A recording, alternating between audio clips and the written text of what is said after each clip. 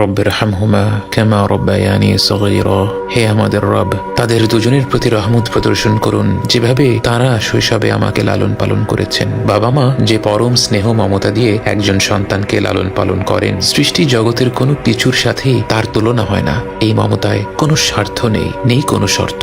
এই পৃথিবীর বুকে আমরা ভূমিষ্ঠ হওয়ার আগে থেকেই বাবা মায়ের আত্মত্যাগ আরম্ভ হয়ে যায়। রাত পেরাতে গর্ভবতী মায়ের ঘুম ভেঙে যায়, যখন তখন প্রচন্ড ক্ষুধা পায়, শরীর খারাপ হয়, বমি হয়। বাবাকে সর্বদা সতর্ক থাকতে হয়, যখন যা প্রয়োজন সেটার ব্যবস্থা যেন দ্রুত করে ফেলা যায়। বাবা মা যখন তাদের রবের কাছে দোয়া করেন, তার কতটুকু নিজেদের জন্যে আর কতটুকু সন্তানদের জন্যে তা তো কেবল আমাদের রবই জানেন, এবং তিনি জানেন বলেই আমাদের শিখিয়েছেন রব্বির হামহুমা কামা রব্বায়ানি সগীরা। এই রব, আপনি তাদের দুজনের উপর রহম করুন যেভাবে তারা শৈশবে আমাকে লালন পালন করেছেন। জীবিত বাবা মায়ের জন্য শ্রেষ্ঠ দোয়া রব্বির হামহুমা কামা রব্বায়ানি সগীরা। যে বাবা মা ইন্তেকাল করেছেন তাদের জন্যও শ্রেষ্ঠ দোয়া রব্বির হামহুমা কামা রব্বায়ানি সগীরা। কত ভাগ্যবান সেই বাবা মা যাদের সন্তানেরা প্রতিদিন তাদের অসীম স্নেহ মমতাকে স্মরণ করে বলে রব্বির হামহুমা কামা রব্বায়ানি সগীরা। কত অভাগা সে সন্তান যে সারাদিনে একটি বারো মাত্র কয়েকটি মুহূর্ত ব্যয় করে অন্তরটাকে উজাড় করে দিয়ে বলতে পারে না